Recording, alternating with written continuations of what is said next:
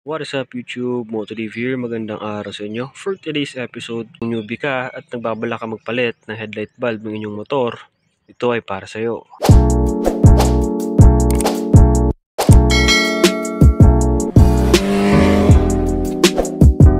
Ang main reason nga pala kung bakit tayo magpapalit ng ating headlight bulb dahil napunta na yung ating low beam, no? So pangit naman bumiyahe na lagi lang tayo naka high beam.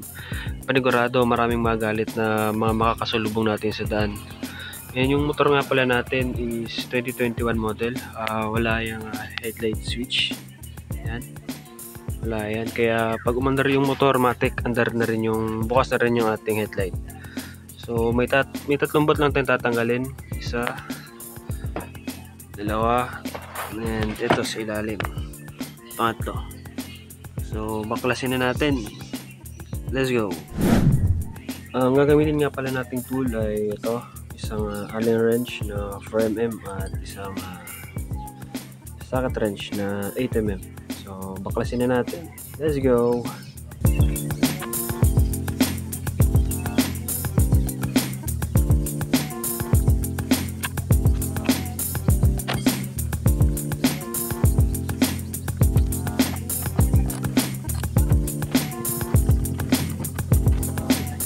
Ayun, natanggalin natin yung mga bolt. So lagay tayo ng basahan dito sa kanyang fender para hindi magasgasan yung ating headlight tsaka yung mismong natin fender. So patong natin dyan. Yun. After dun, meron tayong tatlong tatanggalin. Itong tatlong socket yan, isang white tsaka dalawang black. So di naman kayo malilito kasi may kanya-kanyang partner naman yan eh. Siyempre yung white sa white tsaka yung dalawang black, hindi kayo malilito dyan kasi may kanya-kanyang partner din. Ayan. So tanggalin muna natin.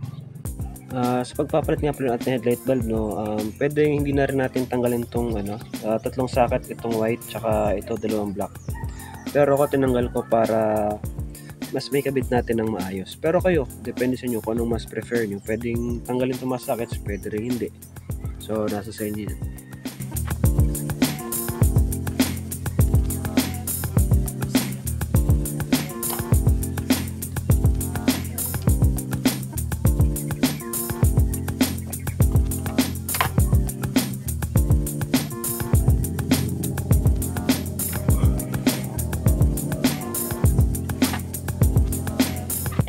Tanggalin lang natin tong rubber nya, yung cover.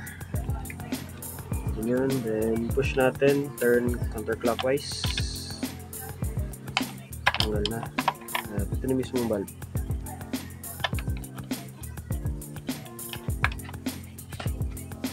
Ayan o. Sunog na siya, no? So putol na yung filament ng bulb nya. Ayan o. Ko lang kung kita nyo. Ipapalit nga pala natin yung bulb. Ito, Osram. Medyo luma yung nilagyan, no? Kasi matagal na sa akin to eh. Bigay lang sa akin to ng kapatid ko. So almost 1 year na rin siguro. Osram siya. Ayan. Osram. And then ito siya, 12 volts. Lagay na natin. So, paglalagay naman, itong tip na yan, dito yung nakalagay. May parang tip din dyan na kung saan siya pasok, no? So shoot nyo lang yun doon. Then balik natin to. Push nyo ng konti, then clockwise. Then balik natin yung kanyang rubber cover.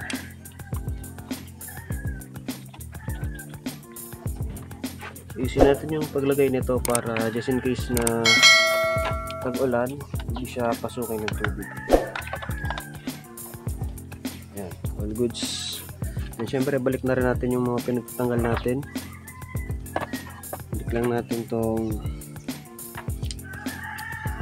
dito din sa puti.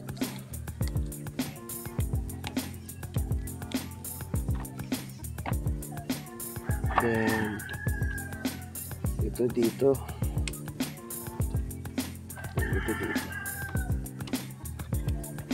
so try natin kung gumana.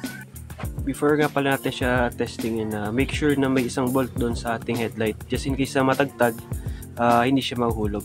So testingin na natin, let's go.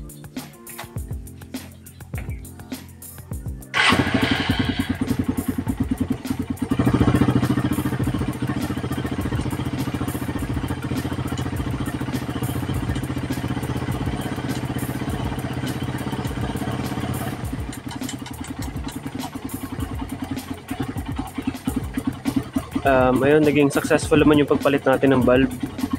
Kung mapapansin nyo, medyo kumukurap-kurap yung ating headlight tsaka yung ating park light.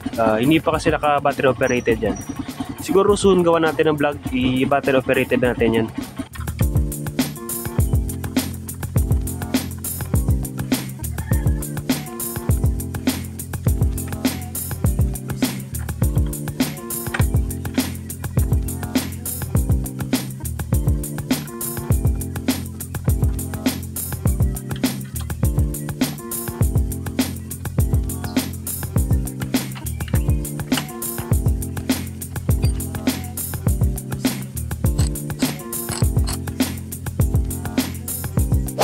Ganun lamang po kadali magpalit ng ating headlight bulb sa ating Raider 150. Siguro within 5 to 8 minutes kayang natin palitan to. At sana nakatulong sa inyo ang ating video. Kung may natutunan ka at nakatulong sa inyo ang ating video, please like, share, and subscribe na din bilang suporta sa ating channel. Hanggang sa muli, adios!